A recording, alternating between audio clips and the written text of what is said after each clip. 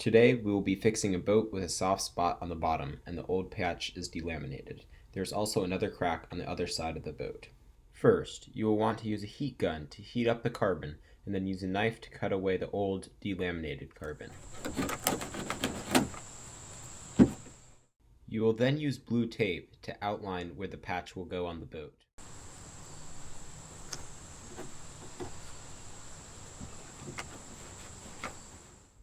Then use another tape to protect the blue tape while you are sanding. Then do the same on the other side. Then, use a sander to sand down the carbon until the carbon is rough. This will make the epoxy stick better. Then, do the same on the other side. Now, use sandpaper to finish sanding off the edges. If there is any excess carbon that should be cut off, it should be cut off now. Then, finish sanding. You can now take off the top layer of tape. For this repair, we will be using fiberglass and carbon fiber. The fiberglass attaches well to the old carbon and also makes it more scratch resistant. Now you will want to cut the fiberglass. In this instance, we are using a slightly heavier 8-ounce glass. Now you can cut your carbon to fit. Now, cut the outside layer of glass. Now, cut some plastic film. Now, pump out about 20 grams of resin with a slow hardener because it is very hot. If it's colder, you could use a quicker hardener. Make sure to mix the resin thoroughly.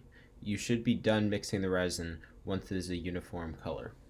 Next, drip your epoxy onto the material. Either use a spatula or a brush to make sure that the material is thoroughly soaked with all the epoxy.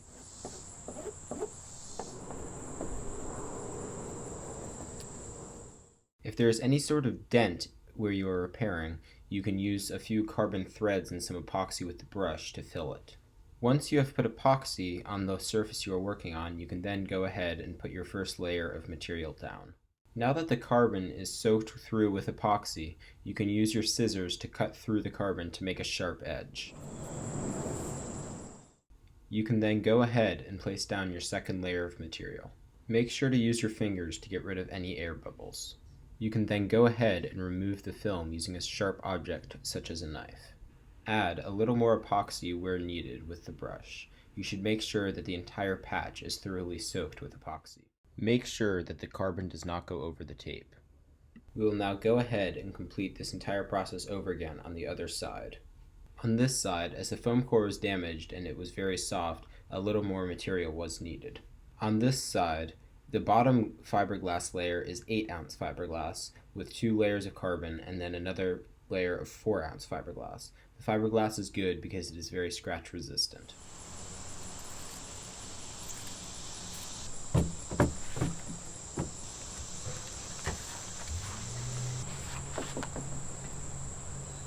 On this side, we will be using perforated film. Perforated film does require a bit more epoxy than Peel Ply, so make sure to apply it in abundance. Make sure to pull the perforated film very tight. For this, blue tape is a perfect option. Perforated film works best on flat surfaces, as it can easily be pulled tightly. You can now use your fingers to work out any air bubbles that may occur under the perforated film. On the other side, we are using Peel Ply. Peel Ply gives the finished product a more rough surface and is best to use if you are either putting something else on top of it or are planning on applying something to make it look nicer.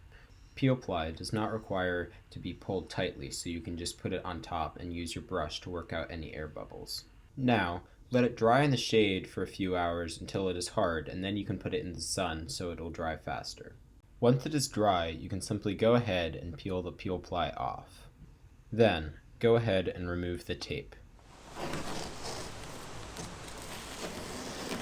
We then went ahead and did the same thing on the other side.